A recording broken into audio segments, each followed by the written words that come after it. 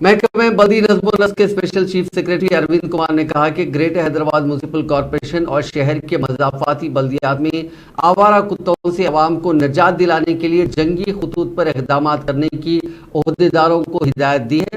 انہوں نے کہا کہ شہریوں کو بغیر کسی تکالیف و مشکلات کے آوارہ کتوں کو شہر سے باہر کرنے کے اقدامات کیے جائیں۔ انہوں نے آج بلدی نظم و نسق کے عہدیداروں کے ساتھ ایک اعلیٰ سطحی اجلاس منعقد کیا، جس میں G H M C commissioner Lokesh Kumar, zonal commissioners اور محکمہ ویٹنری کے عہدیداروں اور دوسروں نے شرکت کی۔ اس موقع پر خطاب کرتے ہوئے اروند کمار نے کہا کہ جی ایچ ایم سی کے حدود میں 5.5 لاکھ کتے ہیں۔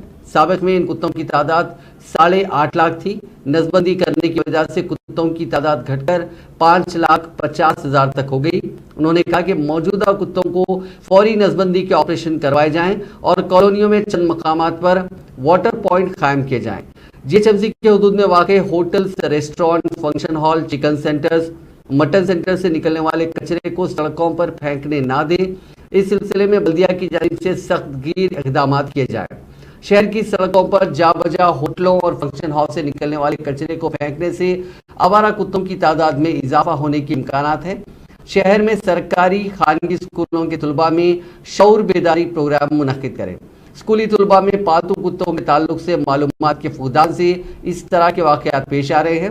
طلباء اور عوام میں آوارہ کتوں کے تعلق سے شعور بیدار مہم چلانے کے لیے پامپلیٹس اور ہورڈنگز لگائے جائیں۔ شہر اور مضافات کے بلدیات میں واقع slum development federation, town development federation, resident colony welfare association کے تعاون سے آوارہ کتوں کو ان کے علاقوں سے پاک کرنے کے اقدامات کیے جائیں۔ انہوں نے کہا کہ پالتو جانوروں کی تفصیلات کے اندراج کے لیے ایک خصوصی موبائل ایپ تیار کیا جائے گا۔